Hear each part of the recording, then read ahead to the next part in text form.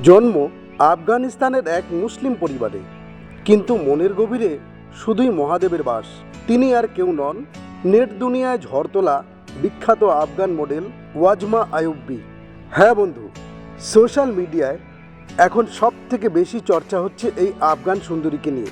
কারণ মুসলিম হয়েও মহাদেবের প্রতি তার অগাধ ভক্তি দেখে অবাক হয়েছেন অনেকে। শিব ভক্তির অনন্য নিদর্শন স্বরূপ তিনি নিজের নামের পাশে জুড়ে নিয়েছেন শঙ্কর পদবী।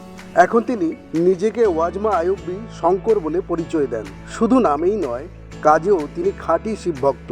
প্রতি বছর মহাশিবরাত্রিতে নিয়ম মেনে উপবাস করেন ওয়াজমা। কপালে চন্দনের তিলক আর ত্রিপুণ্ড এঁকে মহাদেবের আরাধনা করতেও দেখা গেছে তাকে। ভারতের সংস্কৃতি ও সনাতন ধর্মের প্রতি তার ভালোবাসা এতটাই গভীর যে ওয়াজমা প্রকাশ্যে নিজের মনের এক মস্ত বড় ইচ্ছের কথা জানিয়েছেন। তিনি কোনো ভারতীয় ঐতিহ্যবাহী সনাতন পরিবারে বিয়ে করে ভারতেরই পুত্রবধূ হতে চান।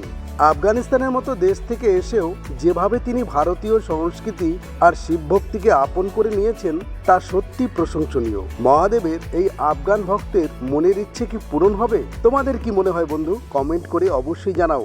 আর ভিডিওটি ভালো লাগলে লাইক এবং চ্যানেলটি সাবস্ক্রাইব করতে ভুলবেন না। হর হর মহাদেব।